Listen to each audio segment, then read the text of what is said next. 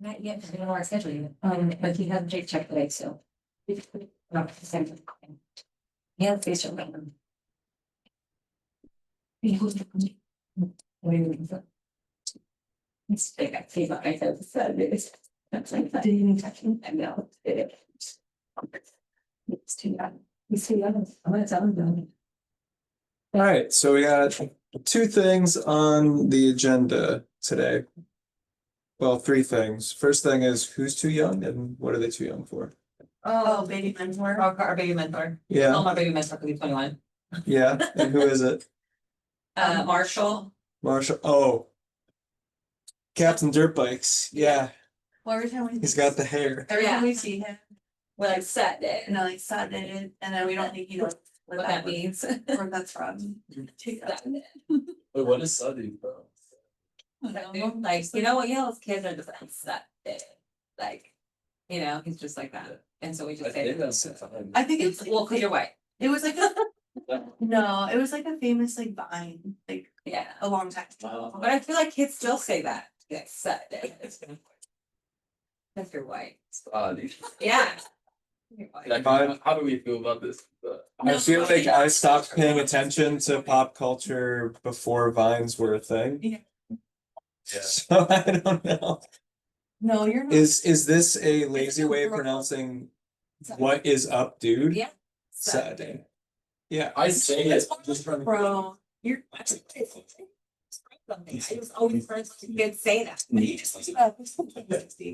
yeah. No, I already stopped paying attention in 2016. Yes. Yes. Shh. Oh, we'll talk about it here. Actually, yes, son. No. He's gonna tell him. Do you ever say son? No. It's really a bro thing, like He's Hispanic, like say that. Marshall, like the way Marshall looks. Yeah. Like that.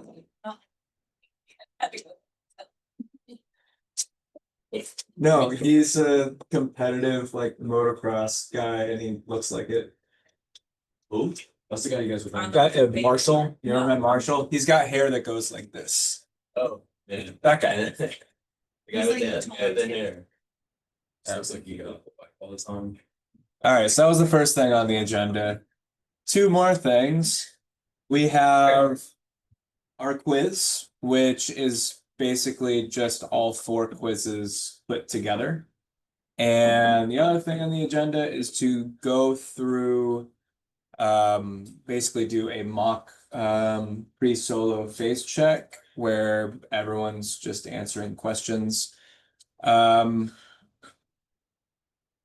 I hear a lot from 2 or 3 people in this classroom, and I want to hear from you. I also want to hear from other people in the class. So if you know the answer, answer it. Otherwise, I'm gonna have to single you out on a question of my choosing. So if you participate early, then I won't have to like ask you directly. Make sense?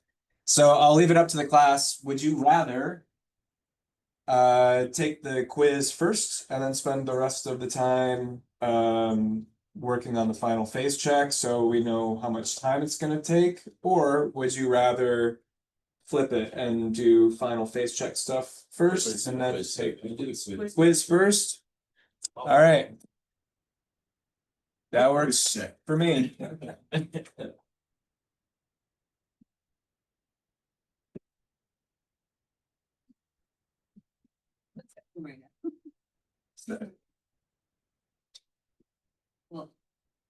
Yeah, at first I thought you were saying send it. It is kind of. Send You were still saying send it. Oh. Oh, send it. Oh, no. That. Send it. Dude, I never send it. You Send seen Larry the Enticer? He's got a send it. There's the video of that why I realized that. He always says that, he says send it, he's like, oh, let's go full send. I'm like, what? Oh, and full send. This video, it's like it's only 60 seconds. It's like it's this guy on a snowmobile. Full send. Flash.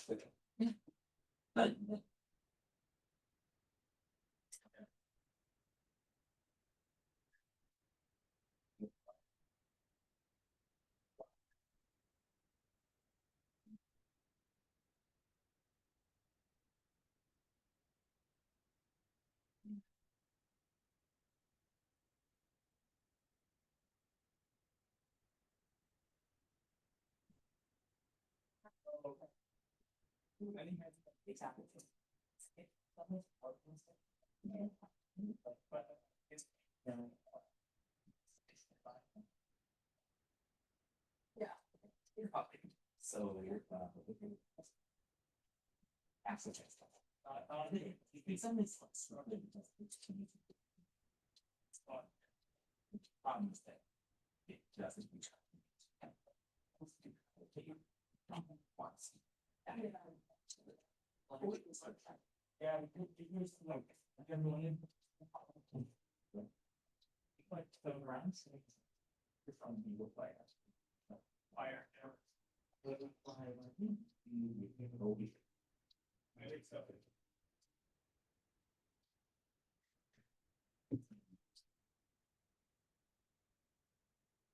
Oh, wow.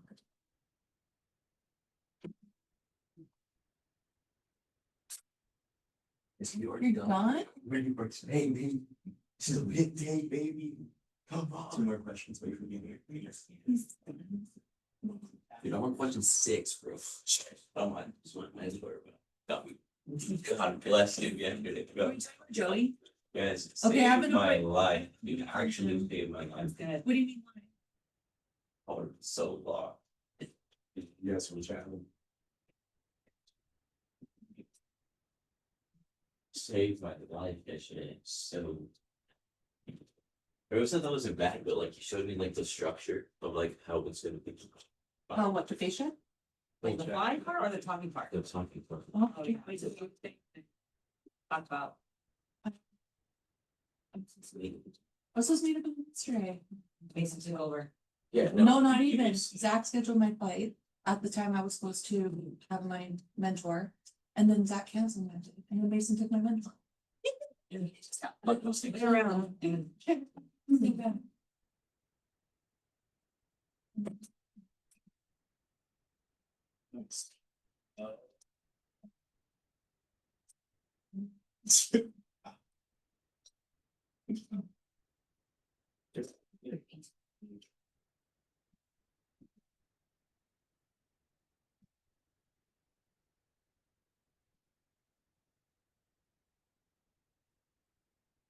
Have your computer up too, dude. You can, apparently. You do. Yeah, well, cause Really you, can. your iPad. But yeah, your POC though. What for you? Yeah. Oh, well, Joey did the fucking in the chat. Or the POH.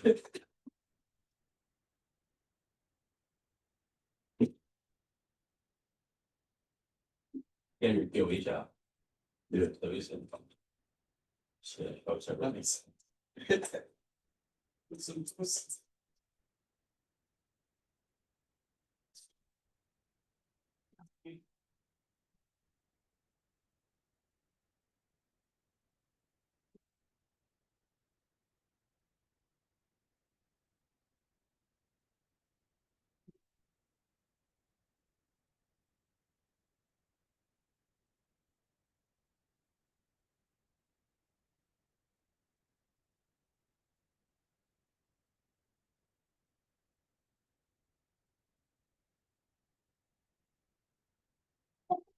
Yeah.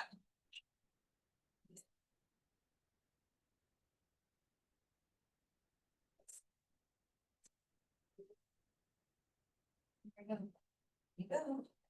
Try to flip it. Right, okay, so. Let me see.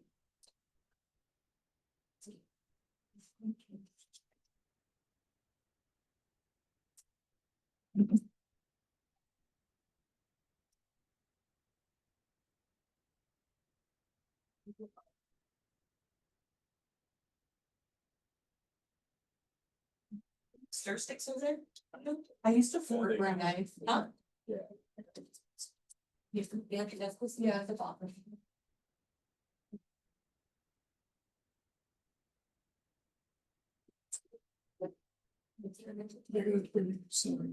Good, everybody. I don't know. So, fucking dude. Yo, tell me about the oil in the plane. How does that go around? But I don't know. I don't know. It's really good, I believe, yeah.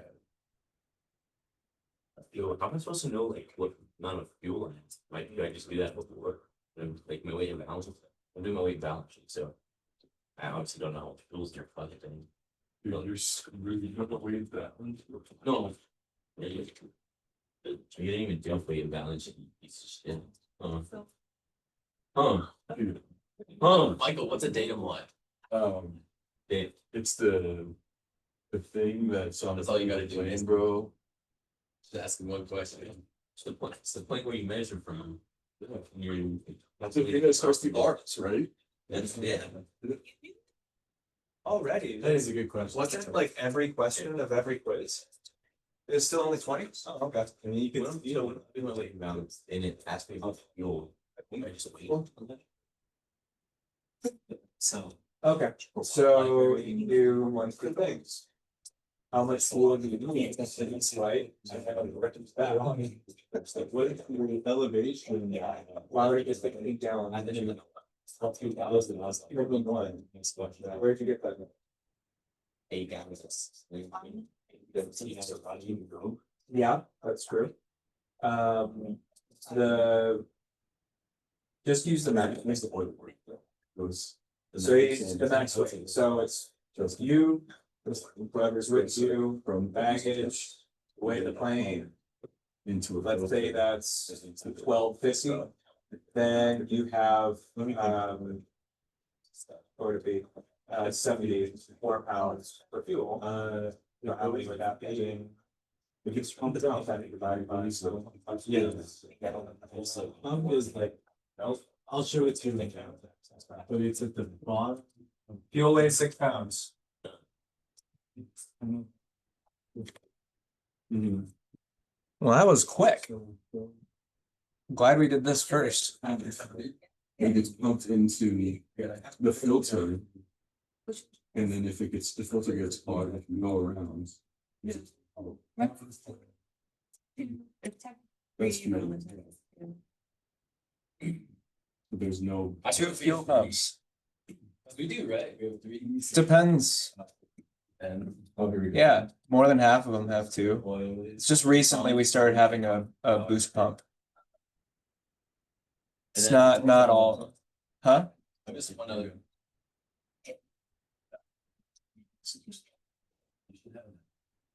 You- It would be 4.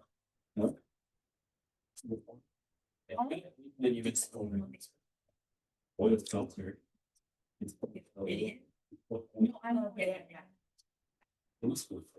Oh, I thought propeller anyone's. This is. Almost listo. You only missed 2? So please step. 2 big ones then. Yeah, I missed 2 and I got the. Did you not answer 2? No.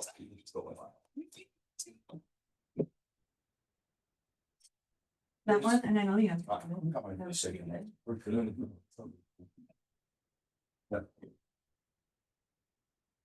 It's in a PLH. It's in a PLH. Yeah, It's ground just all 3. So Where does it say your score? right when where I submitted, then it's so. When I submitted it. Right here. Oh, I see what I'm like. 90. I think blind.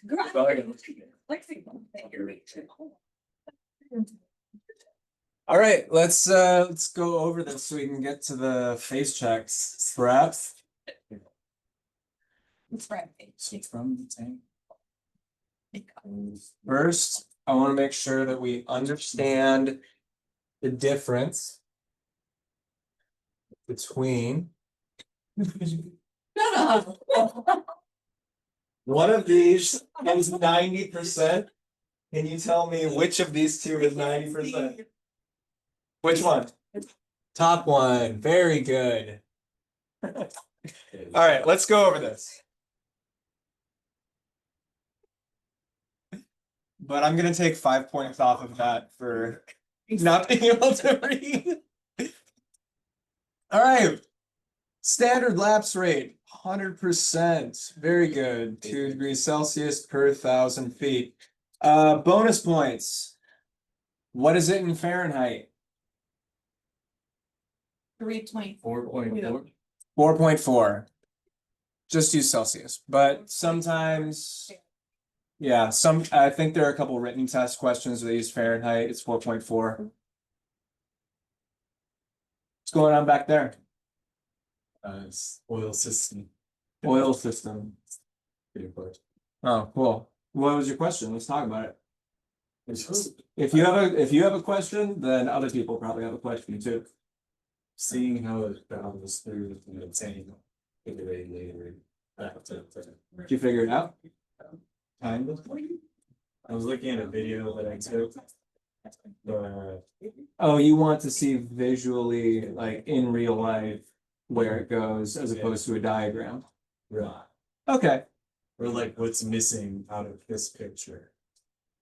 The What picture. Got it. The important thing is that two things. The important thing is that you know how the oil system works. And that the second important thing is during a pre-flight, you'd be able to notice if something was wrong. What are some things that could be that you would want to take note of regarding the fuel system during pre-flight? Sure. If it's dripping from anywhere. Okay, what else? From fuel. No, for oil. Or if you start it and it's not Yeah, we have a low oil level. How is the oil gonna read differently at 7 a.m. versus 3 p.m. at 7? Why? Because it's not as hot. It's not as hot, probably hasn't, and it hasn't been run yet. If you get the plane back from someone else, why is it fuller after someone else has flown it? Yeah, when things get hot, they expand. What else in our our oil system are we checking? color viscosity. Color, viscosity. Viscosity is going to change depending on temperature, but and these do get changed every 100 hours, which is more than it needs to.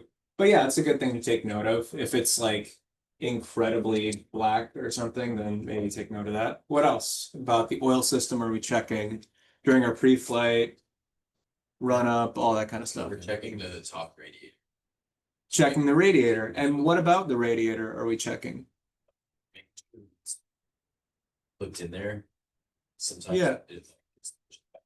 It's just friction holding it there.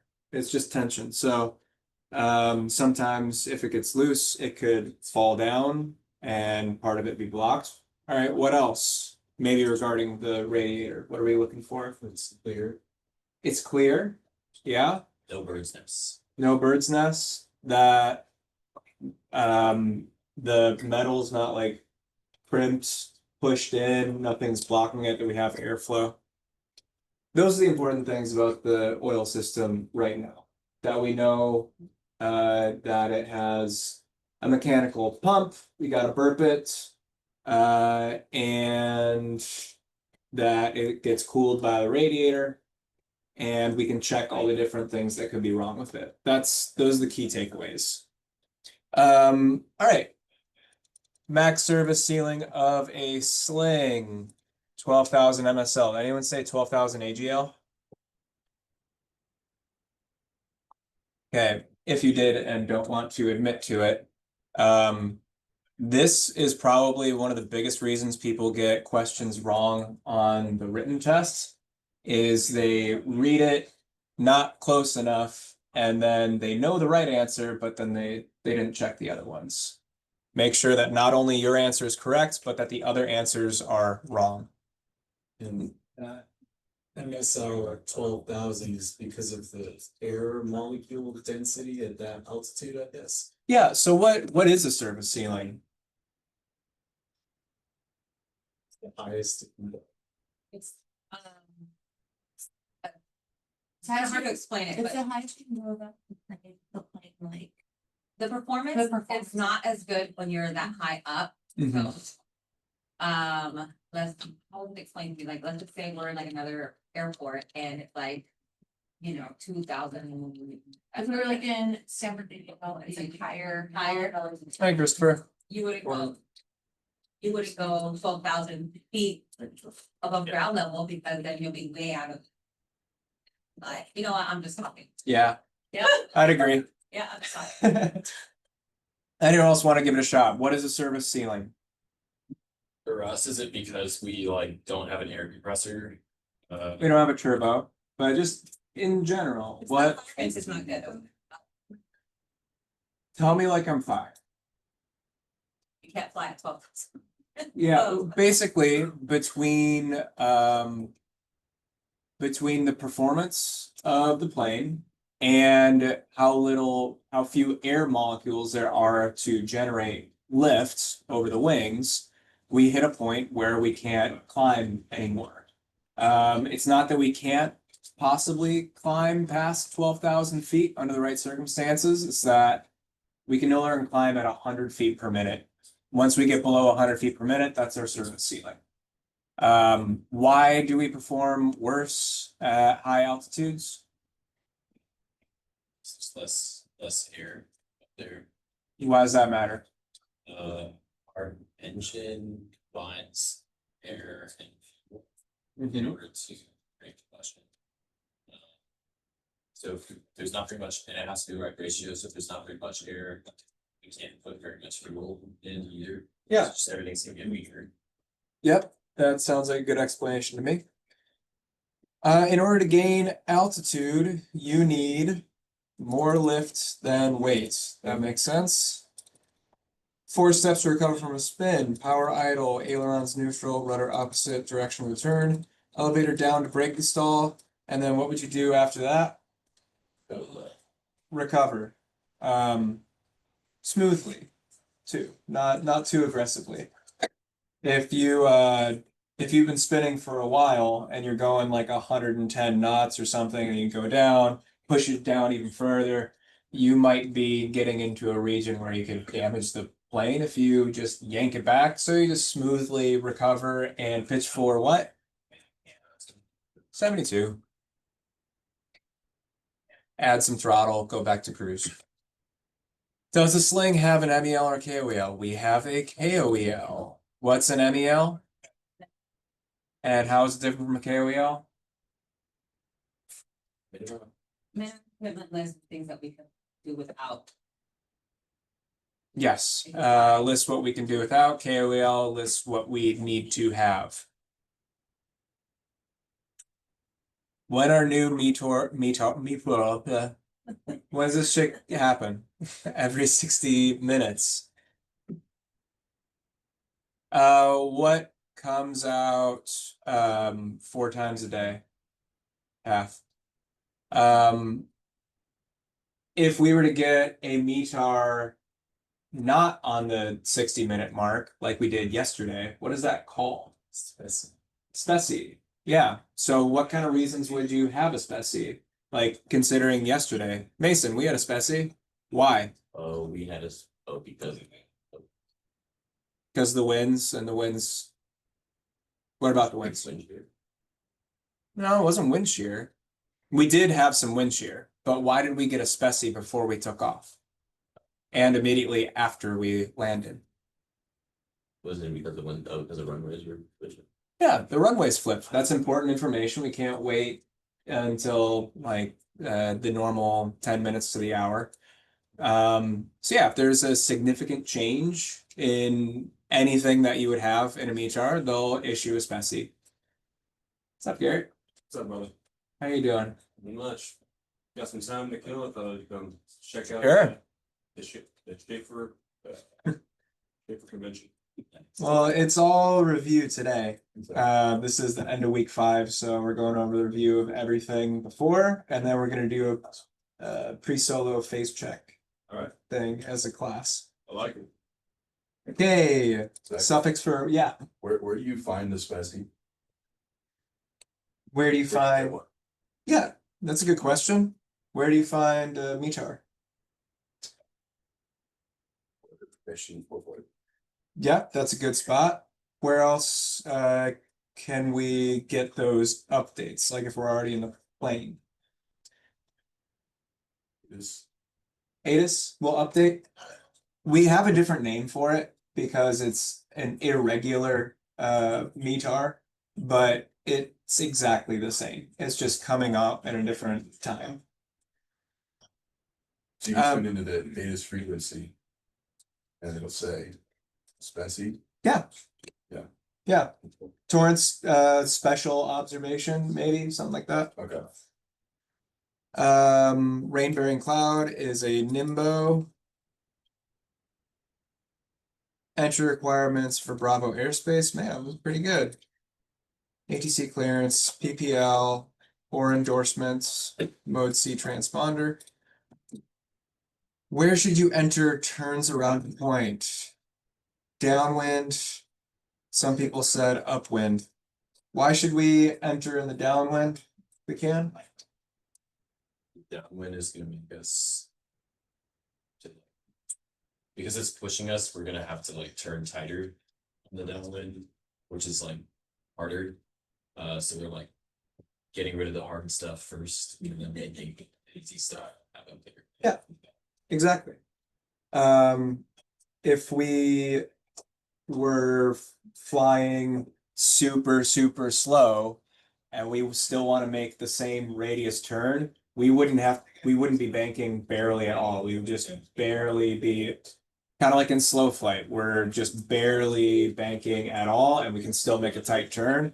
If we were going 200 knots and we wanted to do the same thing, we would have to be almost 90 degrees to get that turn.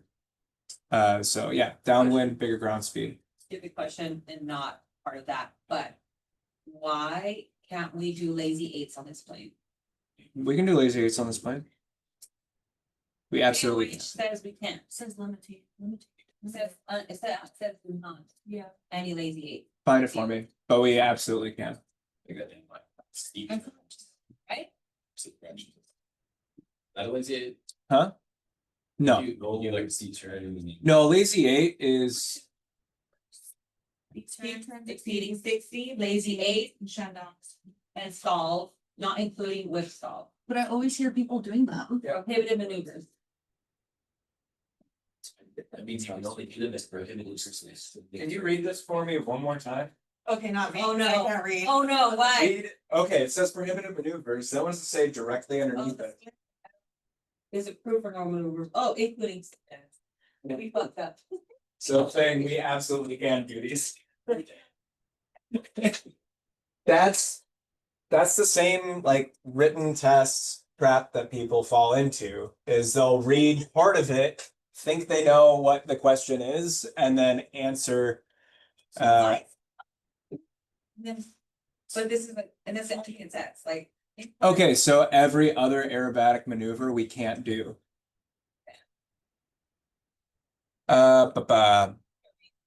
Which of the following documents is not required to be in the aircraft at all times? Maintenance logbooks. Yeah, they should never be in the plane. How high should you fly above a protected wildlife area? 2000 AGL. Wow. You guys did. I read it wrong. I just did it. Oh, did you say MSL? Yeah. Wow. Ethan. Oh, how the mighty have fallen. Comes for us all. When can you deviate from ATC? When flight safety is at risk? Wow, you guys did pretty well on this. Left turns is standard. Does the Sling 2 have a fixed pitch or constant speed prop?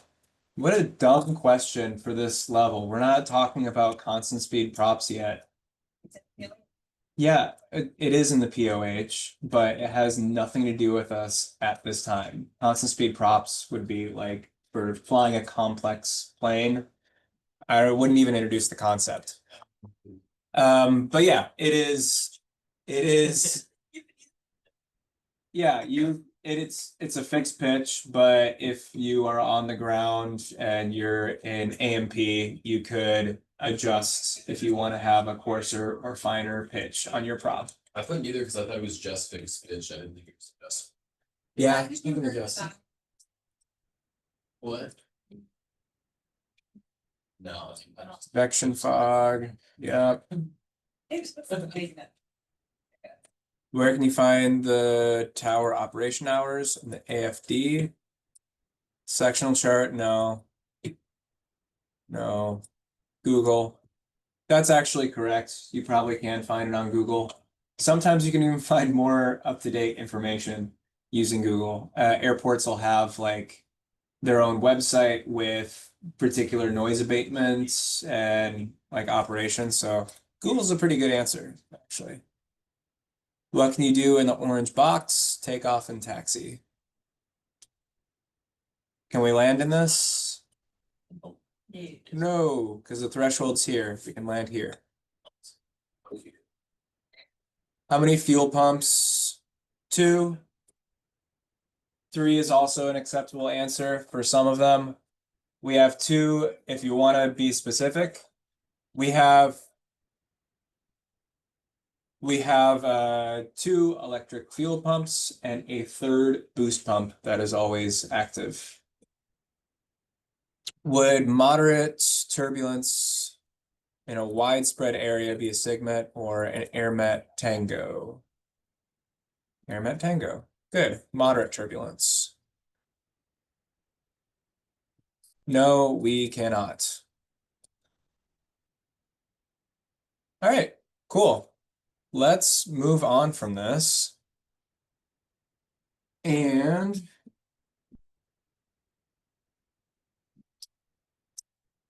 it's kind of a warm up for this.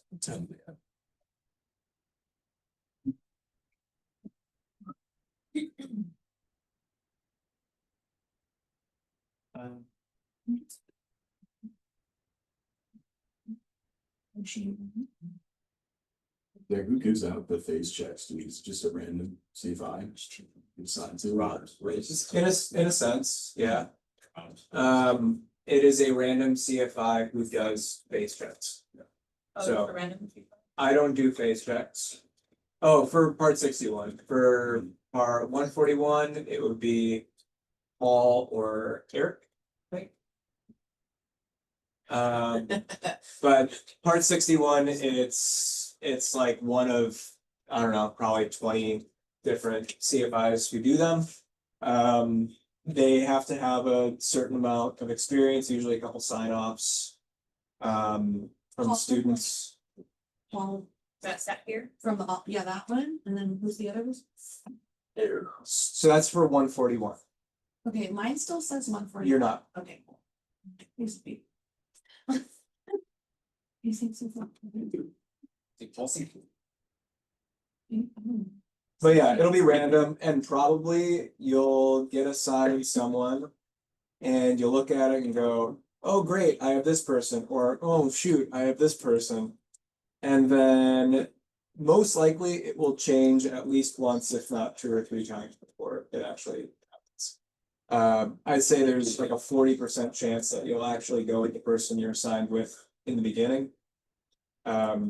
Yeah, it just flips around a lot. All right.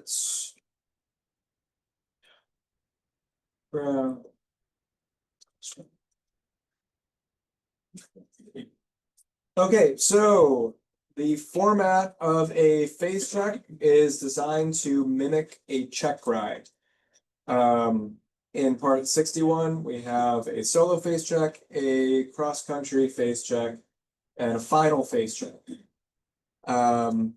Essentially, between solo and cross-country solo, that's all the information. Final phase check is all of that together, mimicking a check ride that is hard. Ideally, it should be more stricter standards than a check ride to make sure that you can pass it.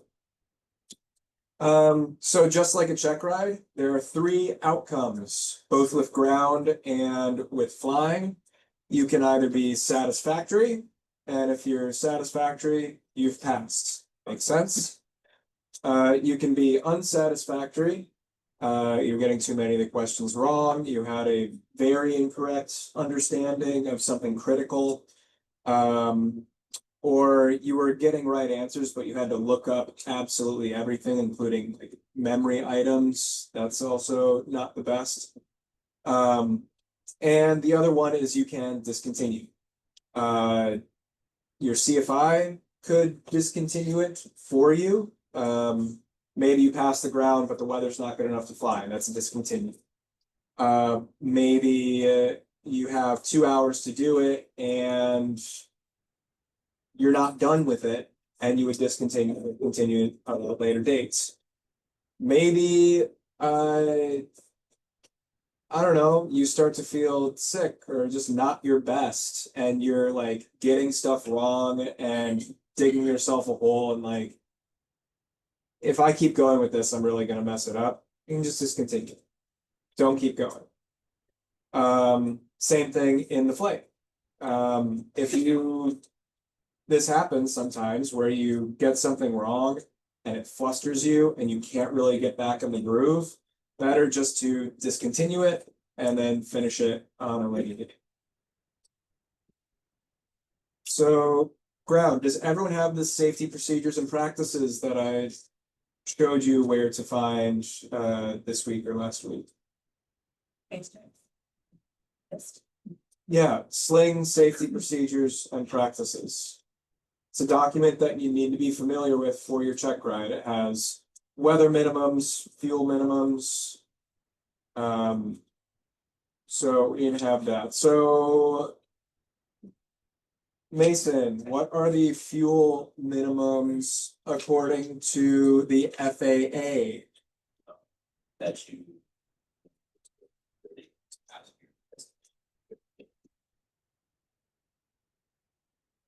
Everyone else hear that? Yeah, 30 during the day, 45 minutes at night. So someone else tell me how many gallons is that in a sling? 30 minutes of fuel.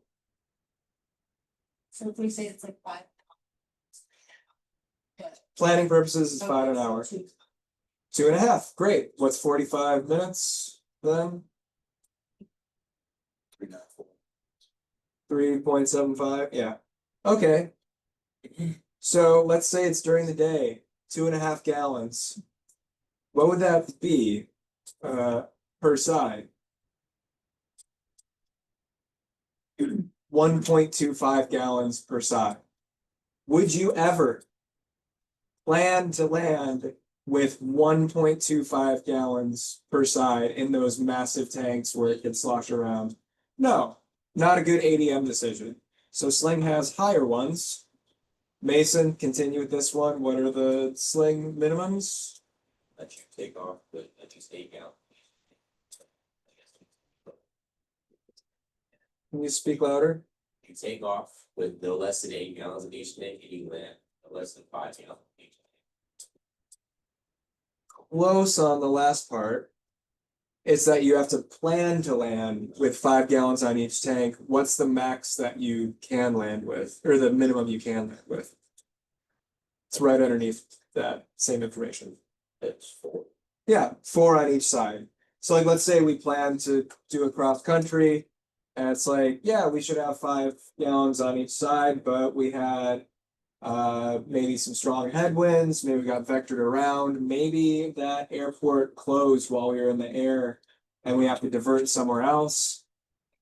If we have to add like another half an hour to our trip because of that, then we have to go, ooh, we need to land sooner. Otherwise, if it's just a little bit more, we can also still land more.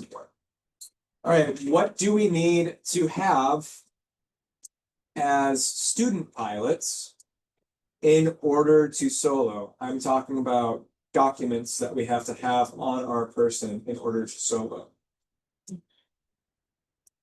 Pilot certificate or student pilot certificate, Student pilot certificate, medical, medical, And government ID, government issued photo ID. photo ID,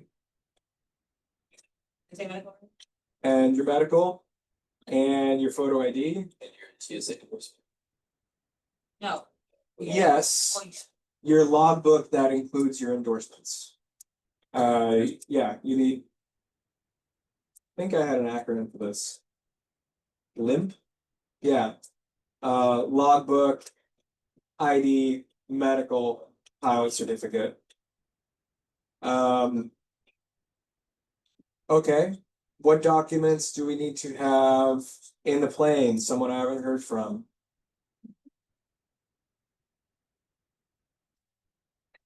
Christopher. What documents do we need to have in the plane in order for us to fly? Airworthiness. Airworthiness certificate, good, that's one. uh, Registration, Operators. yeah, operating limitations, which is in our POH in the glove box, so that's a handbook. Yeah, and what else? Weight balance. Weight and balance. So Mason, hold up that weight and balance sheet. Is this the weight and balance that they're talking about? We need to have one of those? No, it's the specific weight and balance. Where would you find that in the plane? Not in the POH. It's no.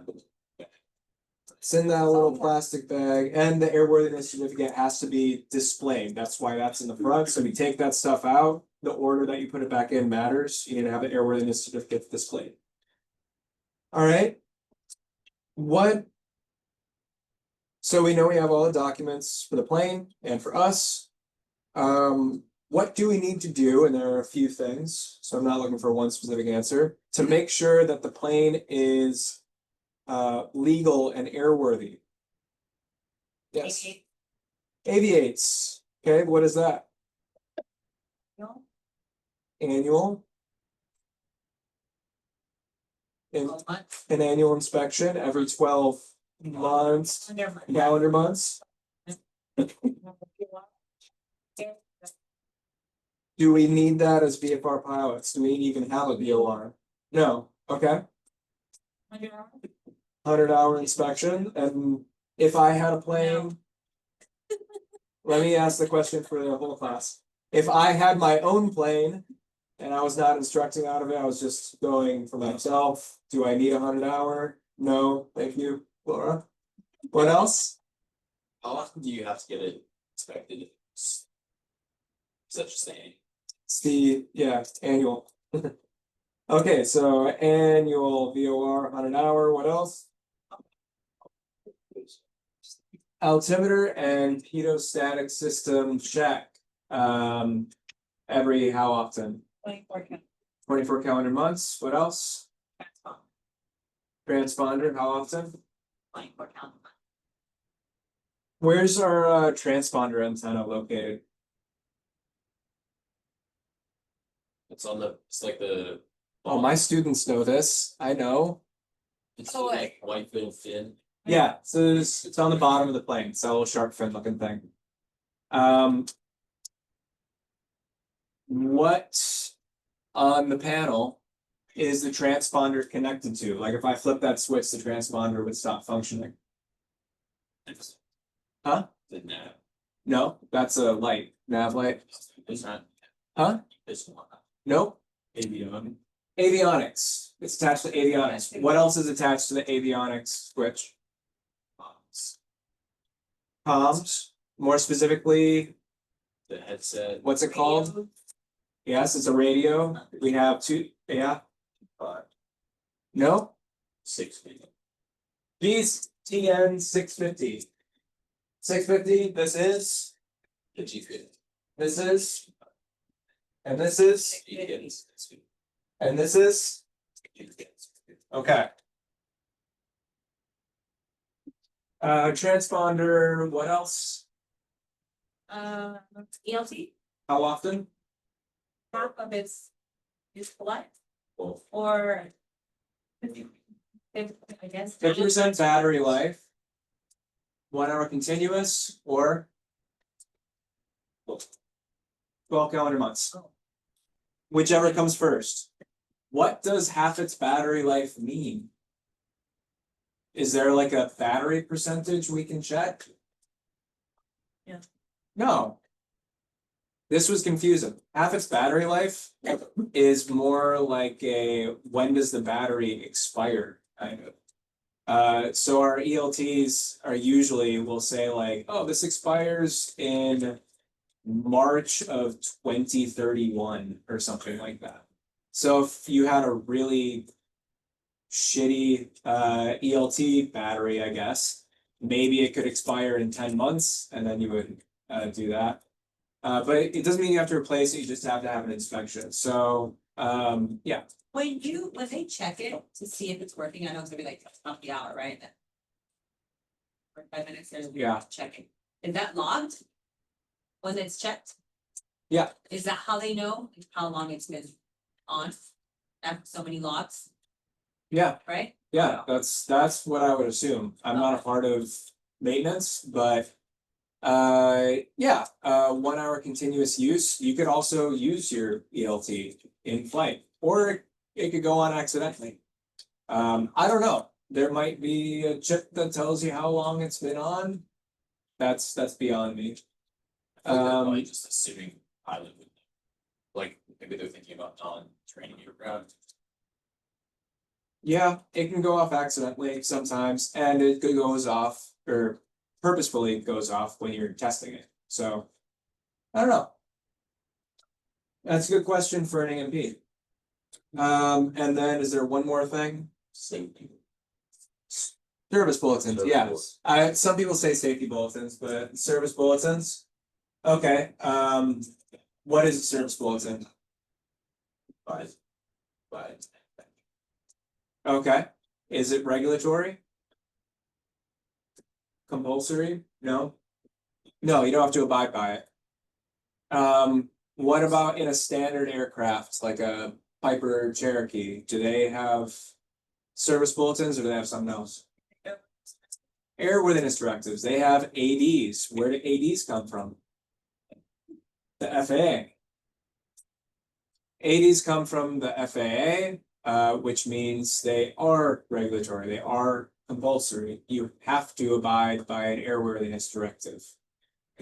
Where could we find service bulletins? How do we know that we have a service bulletin? Sling website.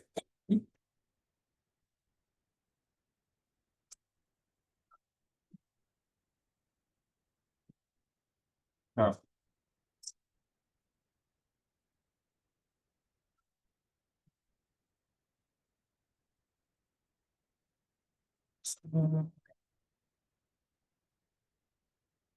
Can I find my service bulletins here? No?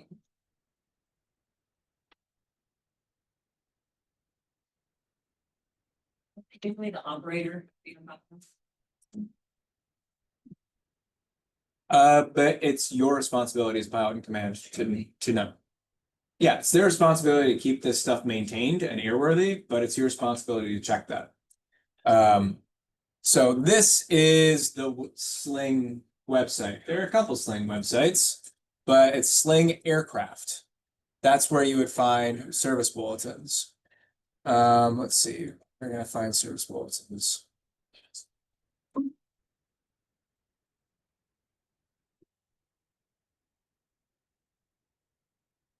There's a service bulletin out on the TSI now.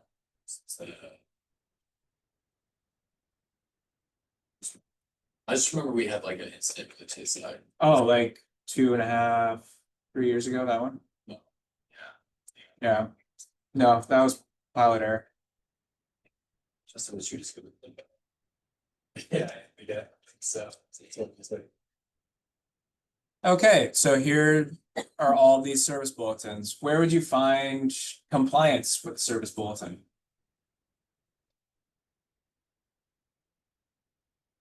Where would you find compliance with an annual inspection? Or a 100-hour inspection? It's Maintenance logs. So same thing, it'd be in the back of the maintenance log. And it would say complied with this and this and this and this. And then you look and it'll say we did service bulletin 11, 14, 18, 19, 20, 22.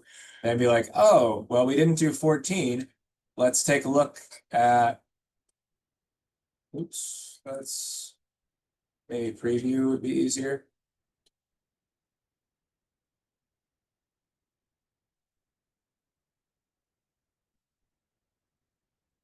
Okay,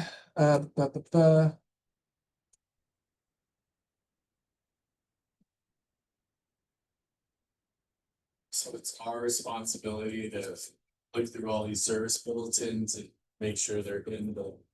Yeah, but by look through, it'll just say we've complied with all of these. And then some of them will say like, will have like applicability. So it'll say like this is for all sling twos. Some of them will say this is for sling twos made from this time period to that time period. Incorrect nose gear bolt replacements. Yeah. But this is from, well, when is this even from? Oh, we got a couple recently, 2025.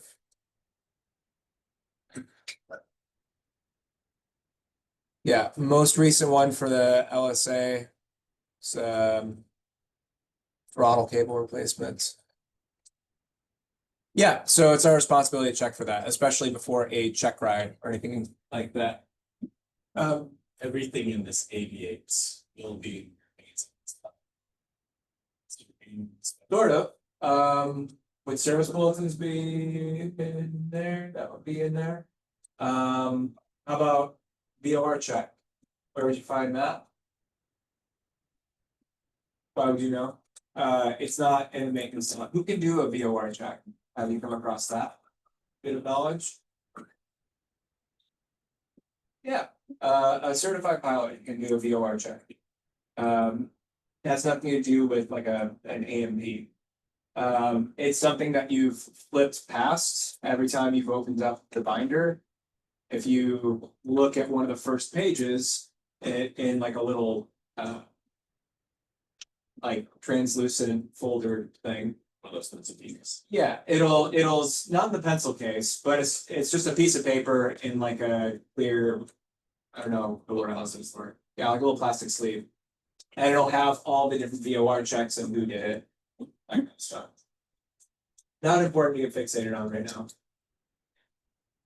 Okay, so that's one way to determine that the plane is legal in an airworthiness sense. If we didn't have our 100-hour inspection, it would not be airworthy for us.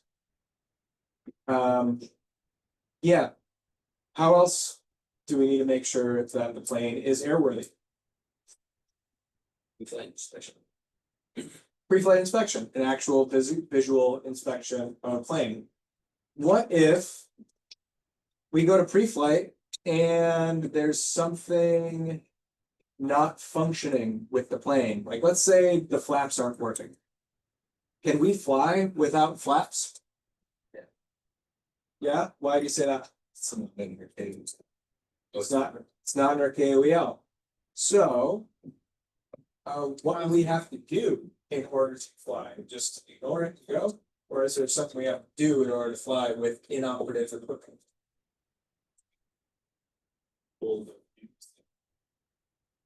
Sticker? Or you? Yeah, kind of.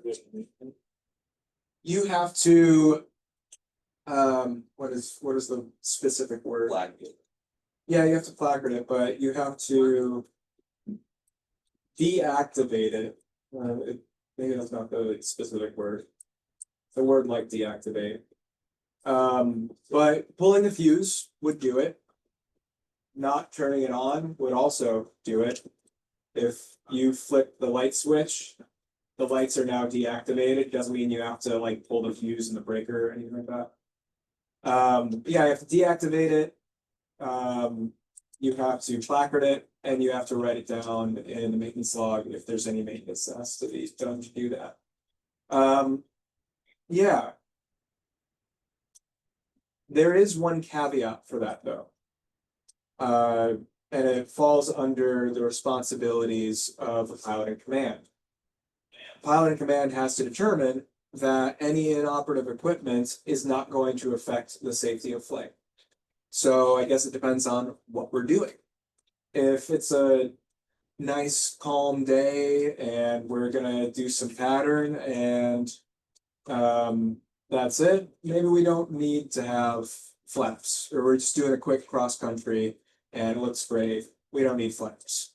But I don't know, maybe if there was, we are going to a airport that had a short grass strip that we're landing on. Well, maybe that would be irresponsible to fly without flaps. So the pilot has to determine that the safety of flight will not be affected by anything that's inoperative. Okay, so we now determined that the pilot is legal and that the airplane is airworthy. What other considerations do we have that affect the safety of flights? Weather. That's a part of what regulation? We have to know everything about all the details about our flight. I've asked this question like 91. 5 or 6 times. 91-103. Yeah, the acronym NW Crafts, pre-flight action. So NOTAMs, weather. What is a NOTAM? And what kind of stuff is a NOTAM? Does a NOTAM cover?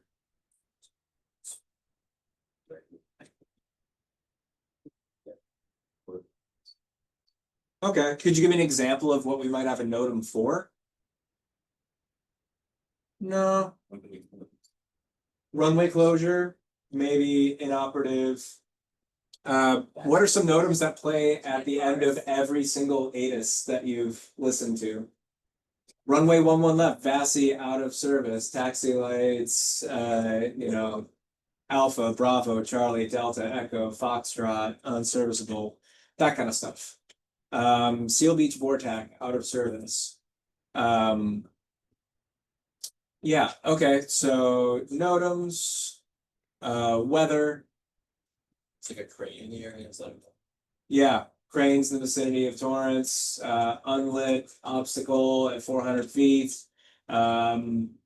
Unmanned aircraft, UAV, up to 400 feet in such and such area. Those are NOTAMs. Okay. So we have to look at our pre-flight action, NW crafts. What about the pilot? How do you know that you yourself are fit to fly? I'm safe. Mason, tell me about I'm safe. First, illnesses. Or do you want me to go through like each individual one or just all kind of put down, like illness, medication, stress? Tell me about I'm safe. However you want to. Okay. Why is it important? It's important because it affects your capability to fly. Okay, in what ways? Your illness, like something like a sinus infection, and Why would a sinus infection be bad? it could mess with your senses. Yeah, pressure. Your vestibular system. It affects your balance. It can make you nauseous. It can be really uncomfortable. Okay. Yeah. Also, just on a side note, if you're sick and it's not a sinus infection, don't get your CFI sick. It sucks for them and it sucks for the rest of their students. So if you're sick, don't come. Okay, we can imagine ways the illness is bad. What else do we have? Medication. Medication. Where can I find if medication is allowed or not allowed? FAA website, they have a whole list of medications. It's not on there. You could ask a specific kind of doctor. What kind of doctor would that be? Same one that gave you your medical certificate? Called an AME, Aviation Medical Examiner. Okay, what else? I'm safe. Stress. Stress. Give me an example of what kind of stress could be bad and how it could affect you. Oh, tell me all about it. Chronic stress and acute stress. Stress is something that happens over a certain amount, like that's constantly stressing you out. Acute stress is something that's like this one simple time. Okay, give me an example, one of each. Chronic stress is, say you and your significant other have been fighting every night, and it's something that stressing you out over a long period of time. Yeah, that, finances, someone you love is sick, whatever. Okay, Acute stress could be, I guess, if say you fought one time, you had a fight last night and make the fight the next one. You fought that like, yeah, I guess something that's not ongoing that still is taking your focus. Maybe you applied to something. Another student of mine was waiting on an application to the Air Force Academy, and he was super stressed out about that. That could be an example of acute stress. Why is that hazardous? Because your head's not again pretty. Okay, what else do we got? I'm safe. Then you have alcohol, What are the rules? 0.04. Can't drink within 8 hours of flying on that. Hopes and goals is you cannot be feeling the next So what does that mean? cannot be able to you cannot Be drunk? And Yeah. eat it. No influence of alcohol. Okay, what else? that you have fatigue. What's fatigue? It's being tired, bad sleep.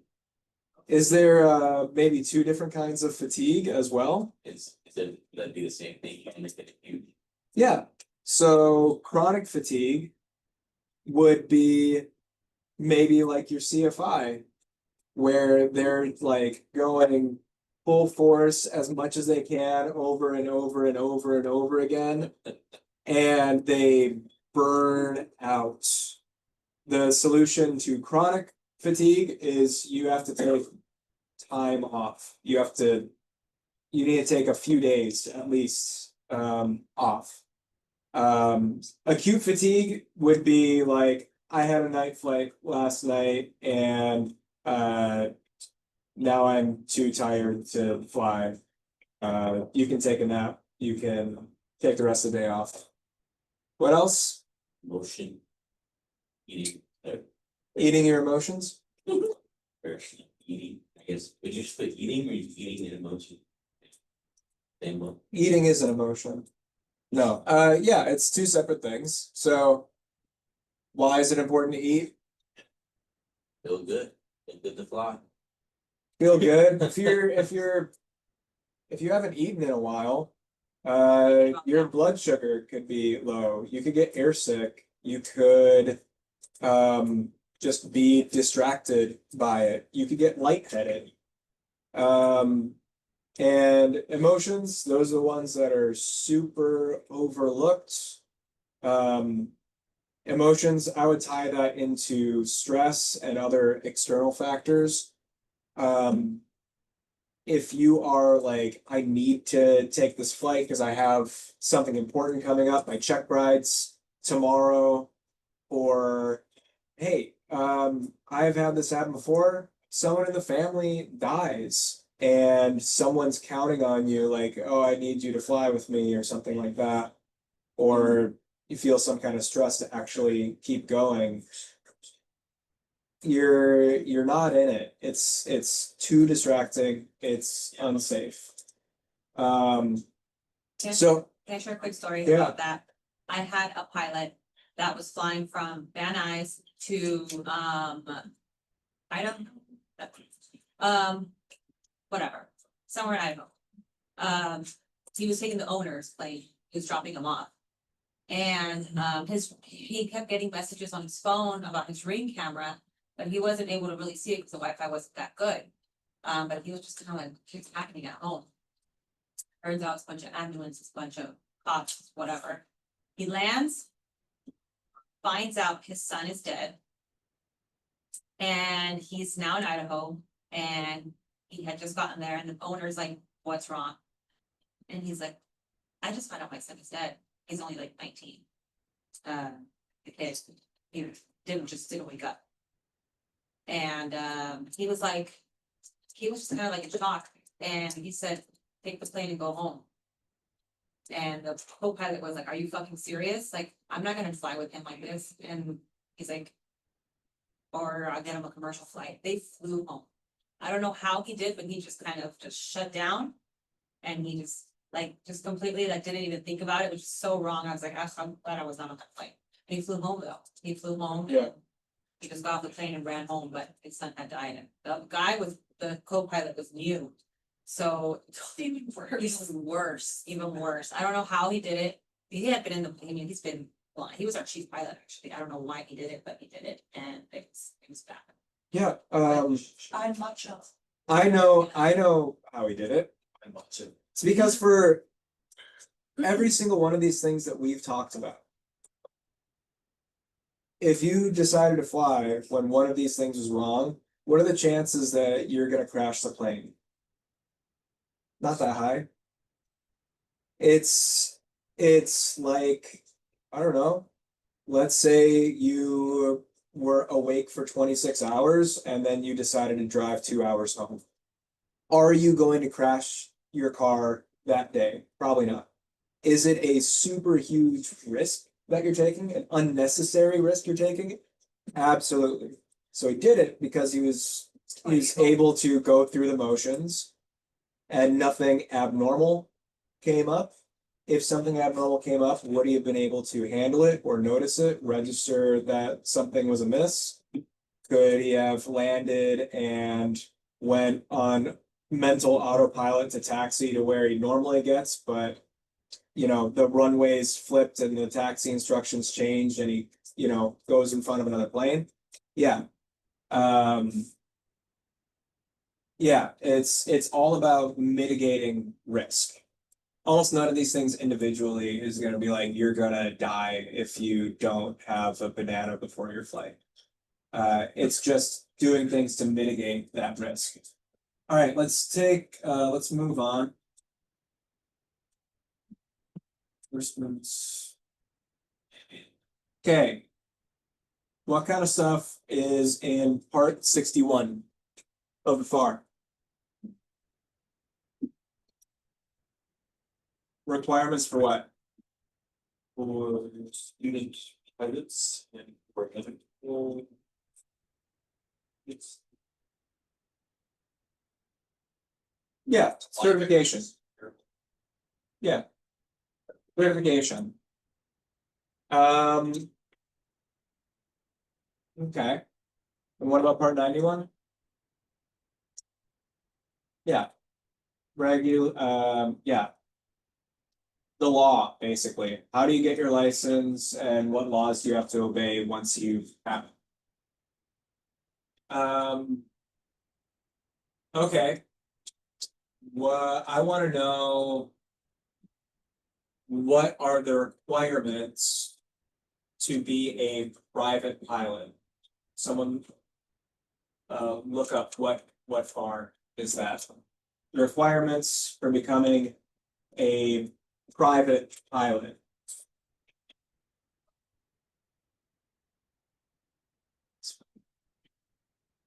$61,103. What's the? Read the first part of it. 17. Okay, you're under 17. You can't be you. What else? Yeah. Laws for endorsement and authorized inspector. Yeah. Okay. We need all that stuff. What about what? I know that I need to do some solo time and some cross country time. Where do I find that?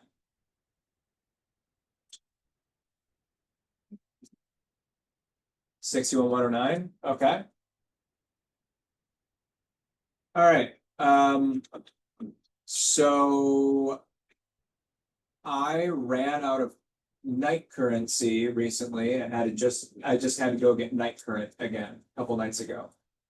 What did I have to do to be able to legally take passengers at night? Get current again. 3 landings, to be more specific. 3 landings to a full stop. For night currency.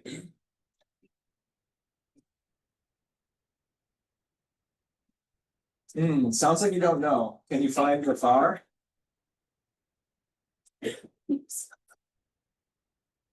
You probably want to come up with it, but you'd be counting on me to say, is that right or is that wrong? How can you know for sure?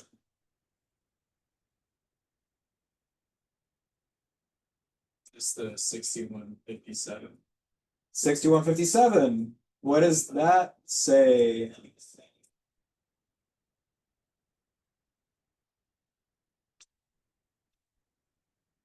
For carrying passengers or for carrying passengers at night. Otherwise, there is no current, it's just for carrying passengers. Otherwise, how would you get current again? Says 3 takeoffs and landings within the last 90 days to a full stop. During the period beginning 1 hour after sunset and ending 1 hour before sunrise. 1 hour after sunset, 1 hour before sunrise. That's the window that you have to do these night landings. When can I start logging night time?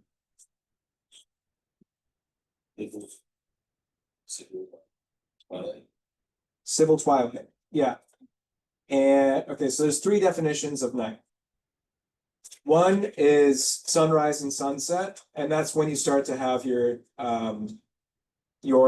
required lights at night, your nav light, that kind of thing. So you want to be visible early on, so you turn that up early on, just at sunset to sunrise. All right, for logging night time in the air, that starts at civil twilight. That's usually about a half hour or so after sunset, half hour before sunrise. Where- Civil? Yeah, where can I find what civil twilight is today here at Torrance? Can anyone find that for me? It is on Fourth Flight. What is? Because it changes every day. When does civil twilight end tonight? Start? When is civil twilight tonight? It ends at. Yeah, so if I'm in a plane flying at 8 o'clock, 8 to 8:36 is daytime, and 8:36 beyond, I can log nighttime. And I can start doing landings at what time tonight? What would be considered a night landing tonight? Or so, 9:07. An hour after sunset, so 9:07. Okay.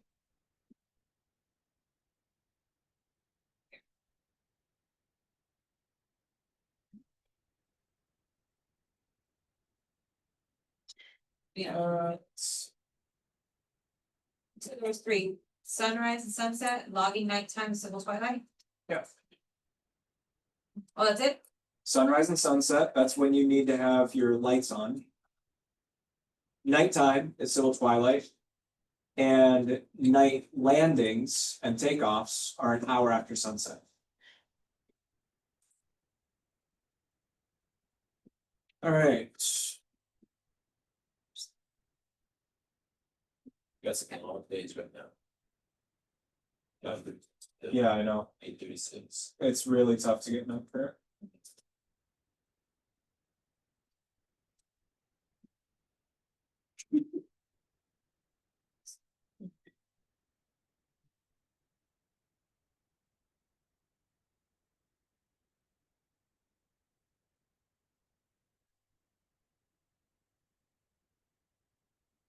All right, I want to move on from the fire stuff because we actually spent a lot of time on this earlier in class.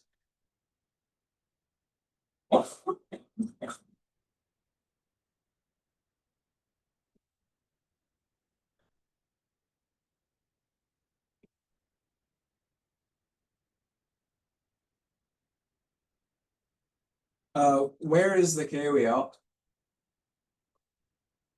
Can you be more specific? Yeah.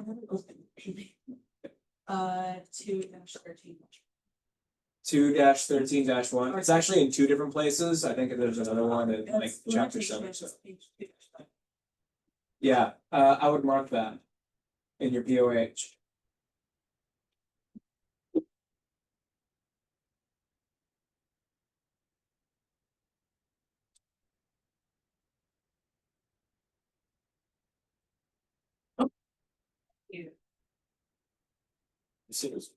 Okay.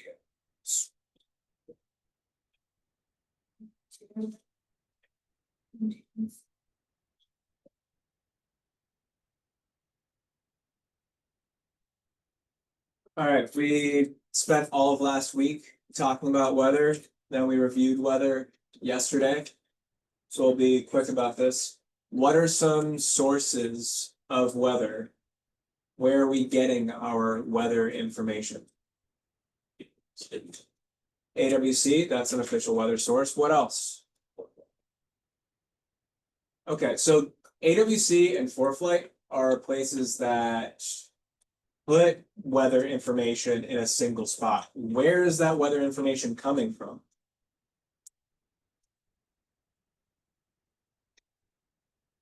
So that would be like NOAA, the National Weather Service.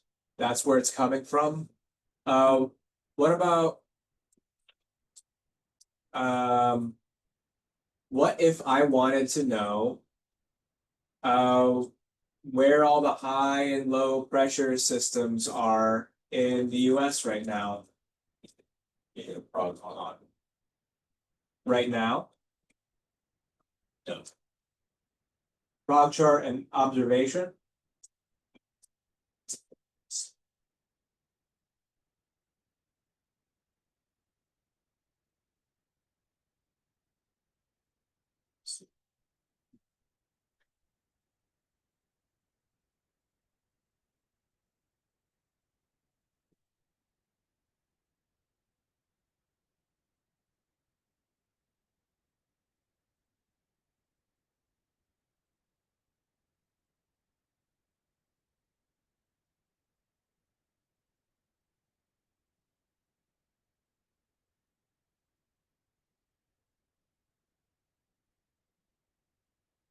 So it's kind of ugly, and practically speaking, you can use a prog chart and just use the most recent thing.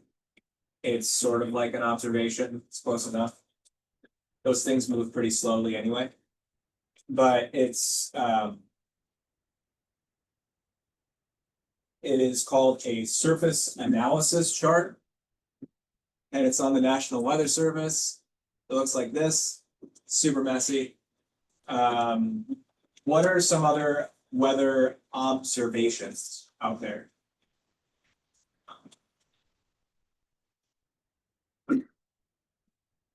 SAR is an observation. METAR is an observation, okay? What other weather observations are there?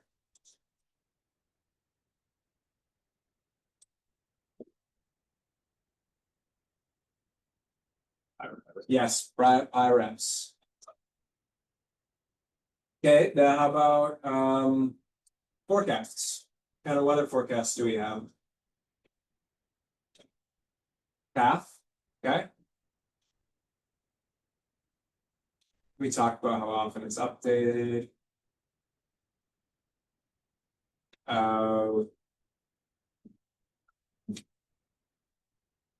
What other kinds of weather forecasts do we have?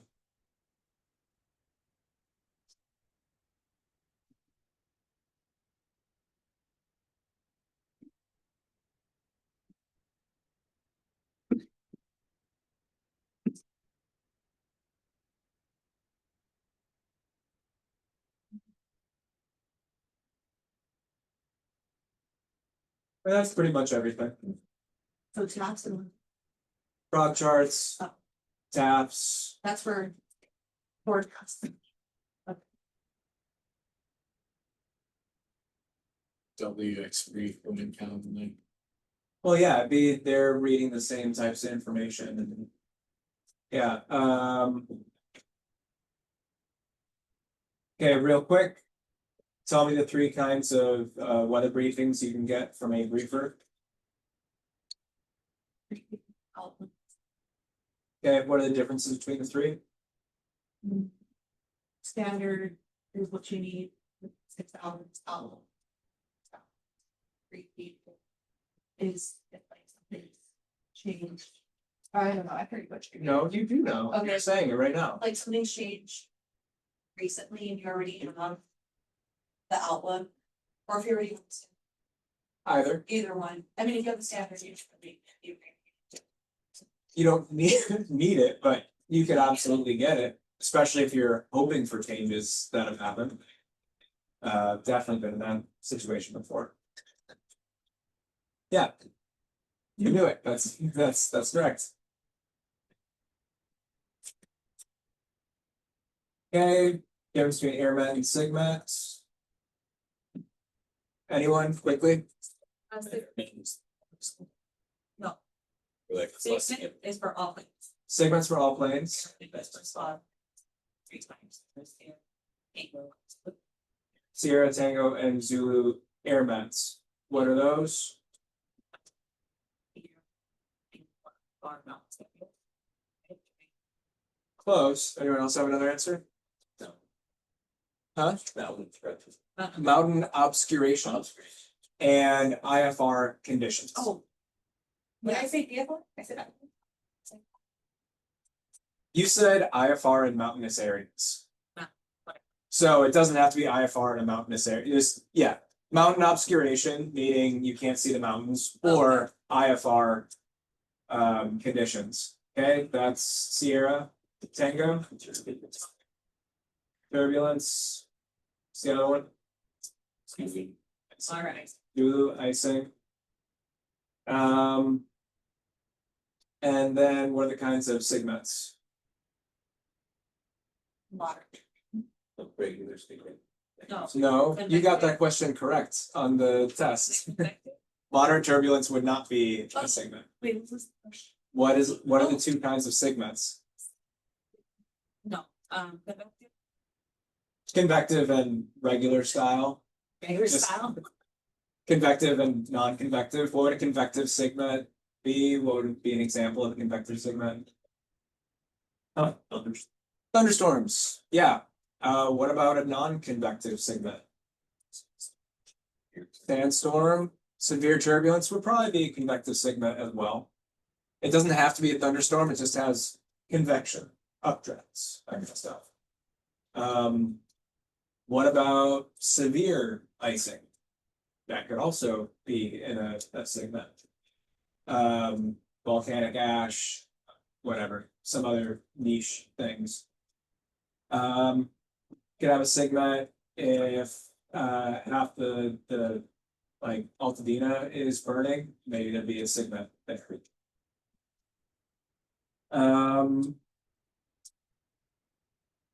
What would be a sign that you might experience wind shear when you're coming into land? Anything? How would you know? The windsock is doing great stuff. Sure. Or maybe the windsock is showing something different than what your instruments in the plane are showing. It's like saying, hey, we have a tailwind right now, but on the ground, it's showing we have a headwind. That's a good way to know that we might get wind shear. What else? How would we know that we're experiencing it? Indicator speed is strong. Yep. Okay, that's a good one. We could get a PIREP for it. We could have Tower notify us. Just as a heads up, if our runways are ever flipped, we're probably going to experience wind shear during the day. So if we're normally our winds are coming from the west, if they're coming from the east in the morning, and we have flipped runways, eventually that's going to change directions and doesn't just happen like that. It goes back and forth and gets really weird. How would we recover if we are coming in and we had a huge amount of wind shear that affects our landing? What do? Huh? You either add more speed or you add more throttle or you go around. Yeah, to prepare for it, you can come in faster. That's good.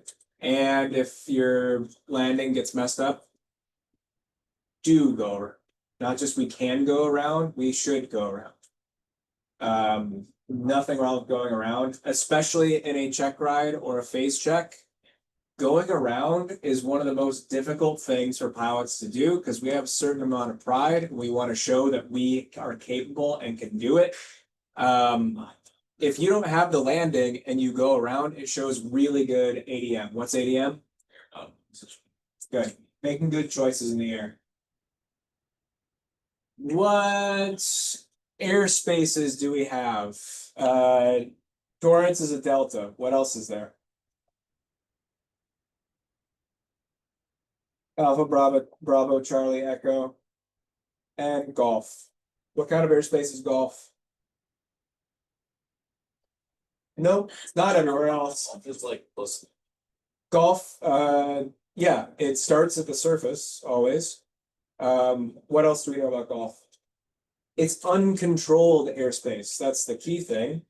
How do we know the bounds of golf airspace?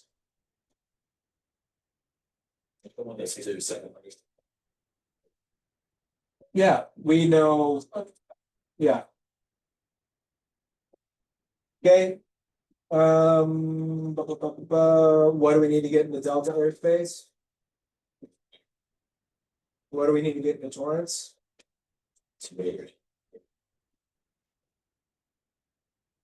Because. Great. How big is the mode C veil? 31. Great. Charlie airspace, what do we need?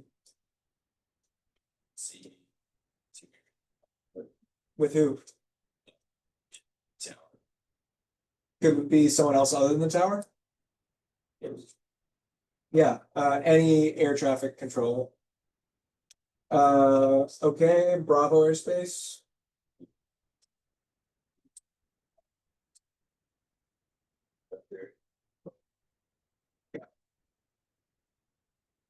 Specific lyrics. Yeah, great.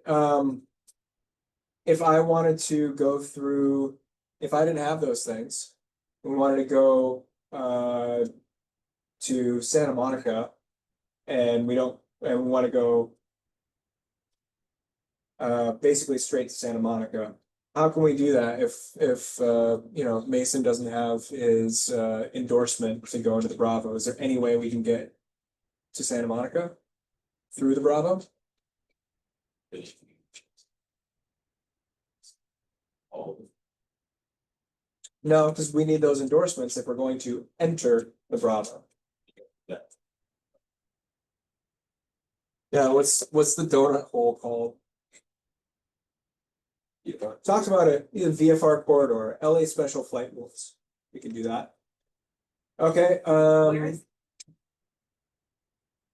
this? Yeah. This is the LAX airspace, and it's basically goes kind of like north of Torrance through the Bravo at either 3,500 or 4,500 feet, depending on the direction, off of the Santa Monica VOR. So it goes straight over the runways. And since they're not landing like this, it's pretty safe for us to go through. Okay, how's Alpha airspace depicted on the VFR sectional chart? How is Echo airspace depicted on the VFR sectional chart? yes. There. Yeah, yeah, and also those vignettes, those magenta vignettes, kind of, yeah.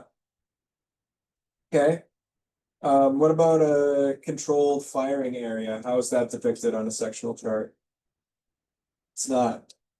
What other special use airspaces are there? Just say any at random. No military operation. MOA, Prohibited. prohibited, restricted.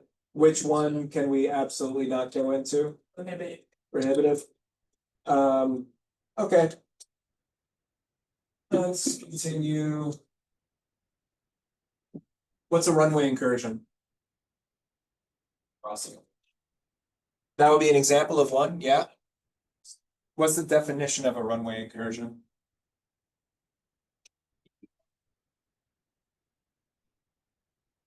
Yeah, being on a runway when you shouldn't. Person, vehicle, that could be a ground vehicle or a plane, being on a runway when they don't have permission to be. Or in an uncontrolled airport, when two vehicles are on the same runway at the same time. How can we avoid, why are runway incursions important? We don't like hitting. Yeah, safety. And even beyond safety, we don't want to get pilot deviation. Pilot deviations follow you throughout your career. It doesn't mean that you're not going to get a job, but it's certainly not going to help you. So I want to make sure that not only are we being safe, we're being smart, we're spending a lot of money and time doing this thing to become pilots. So how can we avoid a runway incursion? Hotspots. Okay, what's a hotspot?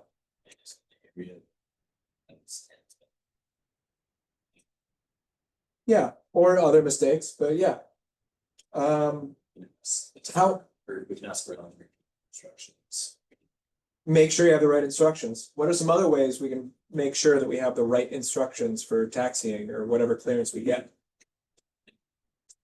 Write it down.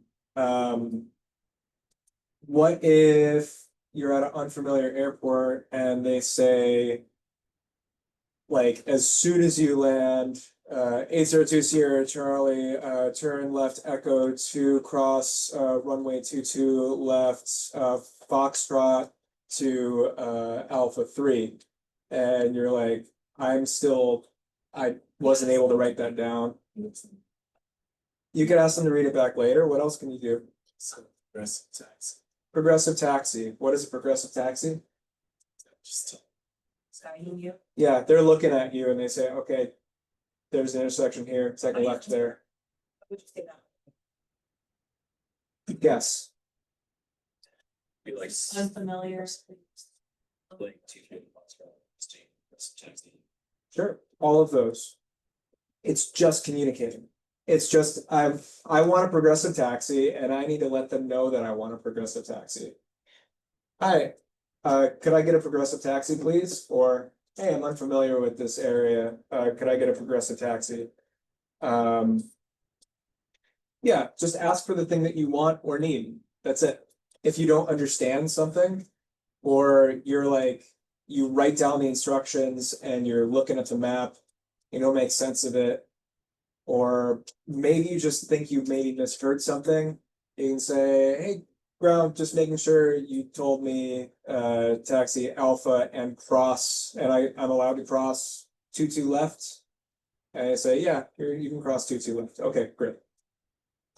Anytime you're unsure, just ask for clarification in whatever words you need to ask the question. You're just speaking English. Everyone here is good at that. So you're pretty much never gonna get like legal trouble. Like passive litigation.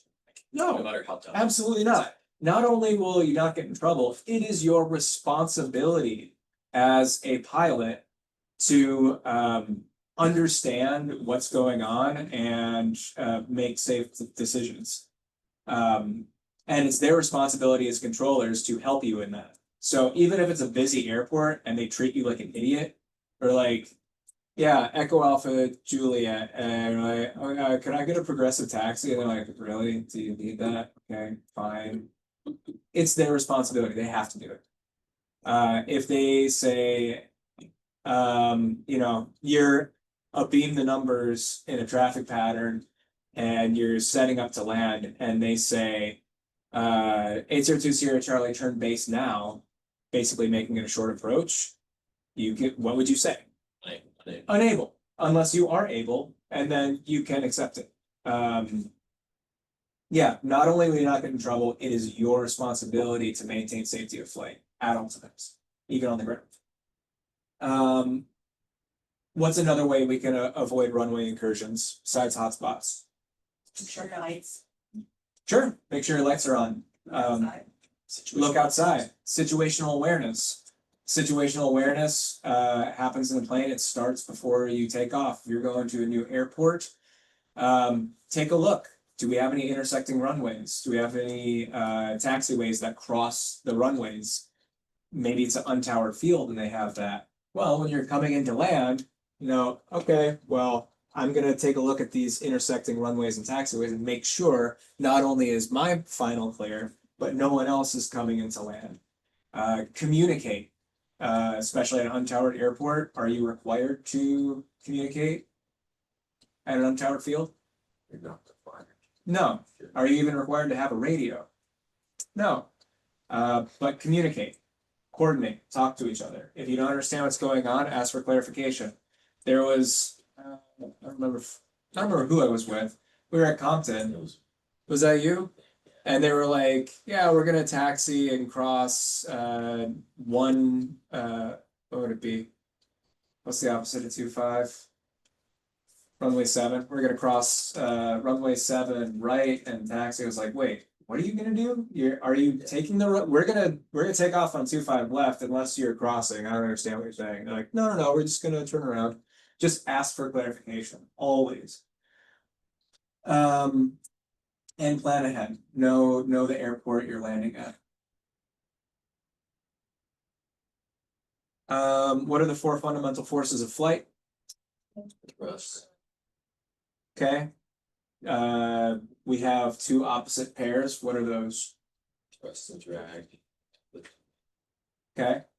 How does lift overcome weight?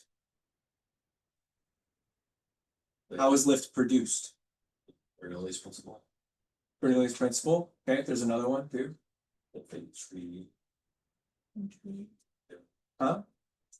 Okay. Tree. That's same. Newton's third law. Newton's third law. Yeah. What is Newton's third law and how does it apply to lift? You said it. For every action, there's an opposite reaction. Yeah, equal and opposite reaction. So what equal and opposite reaction is happening? It's the pushing of the air away. It's the weight. The equal and opposite reaction that's happening to generate lift is planes moving forward, hitting air molecules, and then the air molecules are deflected downward, just like me going like this. This is generating lifts on the plane. So that's the equal and opposite reaction that's happening. And we talked about Bernoulli's principle. What does that talk about in regard to flight?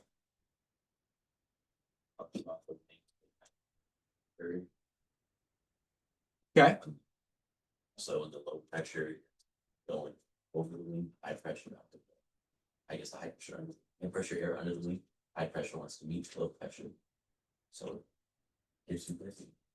Yeah, we have low pressure above, which kind of pulls us up, high pressure below, which pushes us up. Those two want to meet. And they meet here, and they meet here, and they meet here. What happens when they meet here? On the outside? Vortices. Wingtip vortices. Okay, why are wingtip vortices important?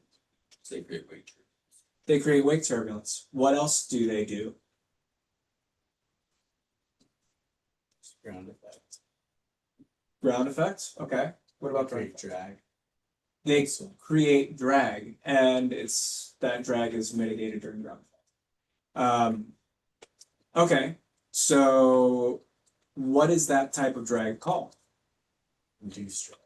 Induced drag. What other kind of drag do we have? Full drag. Yeah, that's a specific example. What's the umbrella term? Parasite drag. Okay, so we have form drag. Form. We have an object in space. What's the other ones? Skin drag. Skin friction drag. So actual surface texture. What else?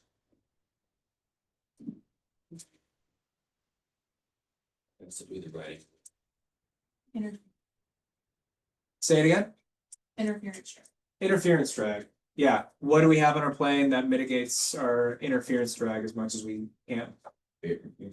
Bearings. Along here, along here. Okay.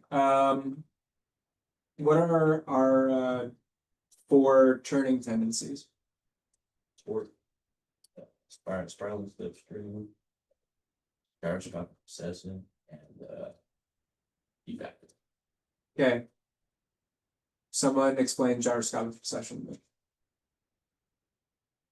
Something spinning wants to rotate 90 degrees away from its swing. Sort of. Let's get another one. We got 90 degrees.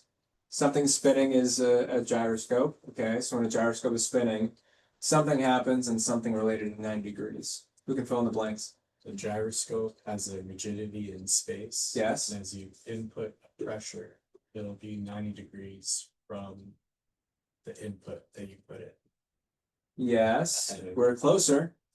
So if you apply a force, that force is gonna be felt 90 degrees later in what direction? The direction of the. Which in our case is to the left, yeah. 90 degrees in the direction of travel, so we push up 90 degrees, goes to the right, like this. Push up 90 degrees to the right, push down 90 degrees to the left. How about P factor? What's happening with P factor? The ascending blade is taking bigger bite out of the air than the ascending blade, so it's gonna create more thrust on the right side. Yeah, and in what circumstance is that happening?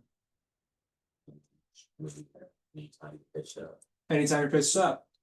So what about if you're pitched down?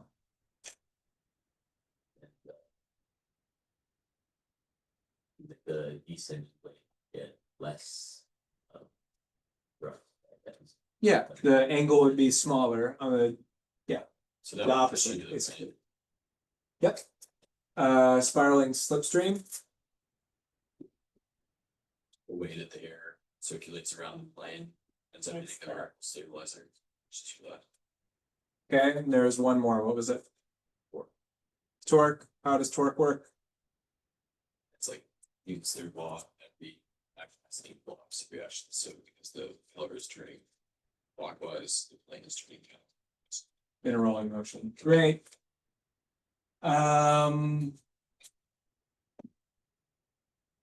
Why is it important to stay coordinated in a stall? You want to stall and spin. What would make a spin?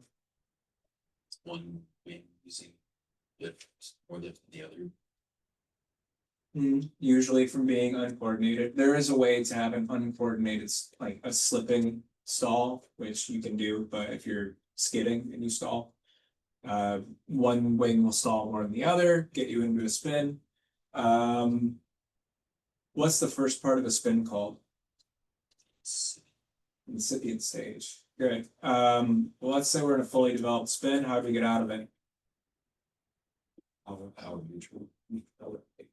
Or opposite of spin. Yeah. Did everyone hear that? Power idle. Power neutral also works. Neutral, neutralize the power. But yeah, power idle ailerons, I don't know neutral. why I started saying that. Rudder opposite direction of the turn. Elevator down, break the stall, and then always left out of it is recover from that. So pitch down, then smoothly pitch up.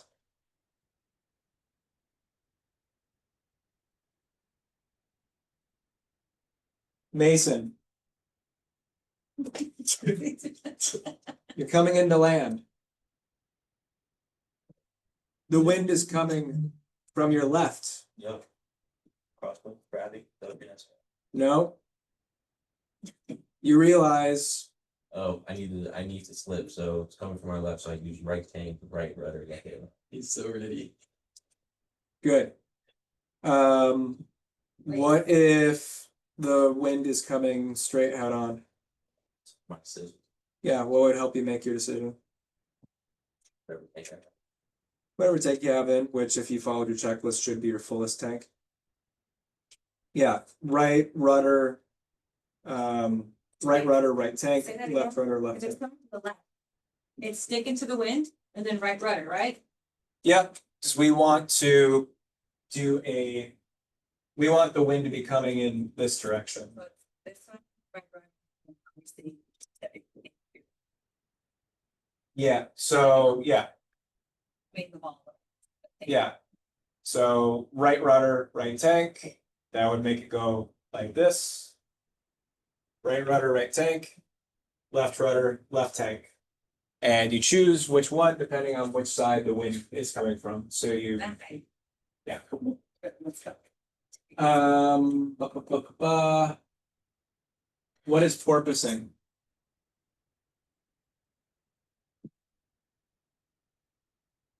How does it happen? Why does it happen? Too strong. Way too hard. Yeah, elaborate. What ways can you come in too strong / hard? Got to flare where you didn't do a round out. Yeah, okay. Um, two main reasons I've seen people porpoise.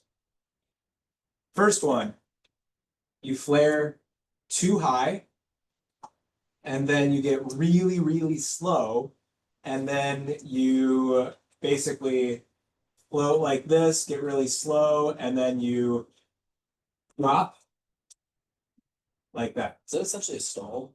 No, it's not a stall. Or It's just it's a bad landing. You flare too high, get super slow, and then you come in, you descend too quickly. You go make your nose gear, What did you call it? porpoise, Or porpoise like a dolphin.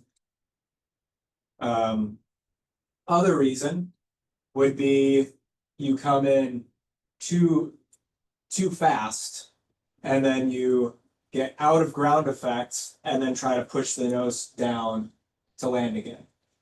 So in either of those situations, just go around. Porpoising is really bad for the plane. It can collapse the nose gear. You don't need to get, unless you don't have an engine, you don't need to get on the ground that fast. Just go around. The other one has to do with short field landings. I guess I'll mention it anyway. There are some landings where you have to land in a specific part of the runway.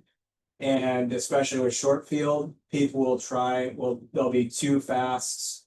They're gonna overshoot their point, so they'll flare, and then just kind of try to force it nose down. Also bad. Avoid porpoising at all costs. If you flare too high, go around. If you get really slow, go around. You come in way too fast.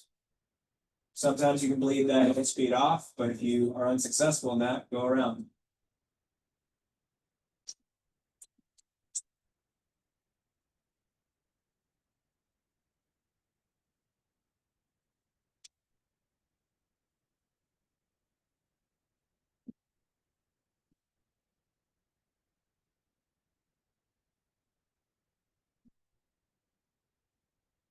I hope all of you can get this question. What are our 4 in the air checklists that we have to do? One, we have a climb checklist. Name something that's on that climb checklist. Flaps up. 4 feet AGL. What else is on the climb checklist? Airspeed, yeah, 72 to start, and then what? 75, 80, something like that. Okay, at what altitude? Okay. What about our cruise checklist? What are we checking there?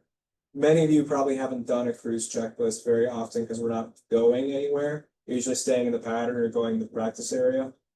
But can you think of anything that's on the cruise checklist? So here's pizza and food. No. Set burning light. Yeah, make sure, check your instruments. Basically, it's check your instruments, make sure everything's good. Get into a cruise, airspeed, and turn off your aux pump. What are other 2 checklists that we always have to do? Descent and landing checklists. What are some things on the descent checklist? Weather. lights? We need to get our ATIS weather information. Make sure the proper lights are on. What else? Ops? That our fuel pumps on, both are fuel pumps. Altimeter set, that's with the weather, yeah. And if you're selected? On what? Just switch Yeah. it.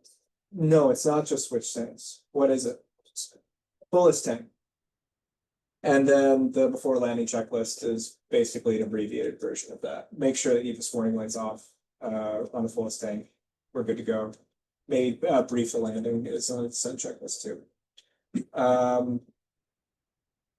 make sure you are doing your checklists. It is so much harder to remember to do it on occasion than it is to just make it a habit now.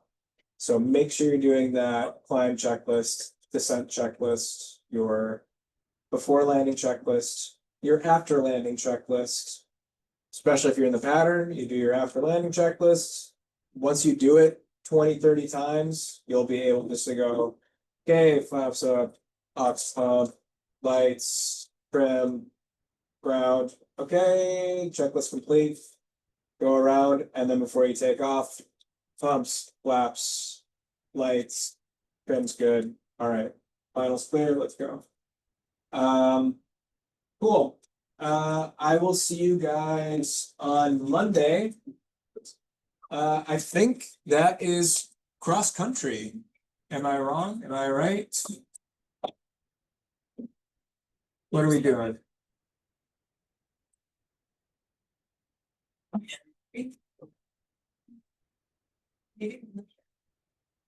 Yeah, cross country stuff. That's exciting. 2 weeks of cross country stuff. Beautiful. Maybe we'll get to talk about cross country. Aren't you like, not your next play? Yeah. Start crossing. Right. You're gonna go